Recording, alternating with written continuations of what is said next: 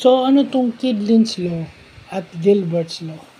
So, yung Kydlin's Law, sinasabi no na kung maisusulat mo clearly yung isang problem o kumbaga masusulat mo at mapipicture mo siya directly o maiintindihan mo siya by writing it down, half of the problem is solved. So, yun yung sinasabi ng Kydlin's Law kasi karamihan sa atin is hindi naiintindihan yung problema ang kinakaharap. Kumbaga, hindi clear sa atin yung problema.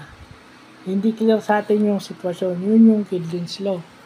Kung maiintindihan natin, maisusulat natin, o makakapag-hypothesize tayo ng, makakapag-hypothesize meaning makakapaglista tayo ng possible solutions, half of the problem is solved. So, yun. Ganun lang siya. Then, yung Gilbert's Law naman, ito dun sa mga nagtatrabaho.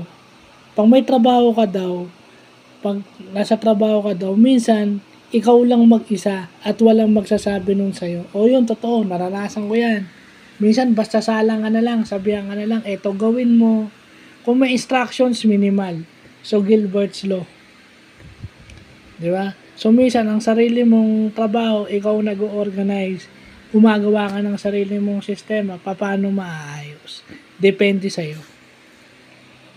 So, yun yung mga laws na maano natin sa, ito yung kasama ng Murphy's Law.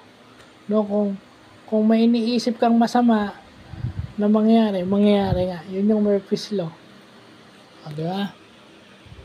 So, ito, yung mga karagdagan doon, yung mga eponymous law yan, yung Kydlin's tsaka yung Gilbert's Law, na parehong pwede mong i-attribute sa project management at sa management din mismo. So, yun lang po.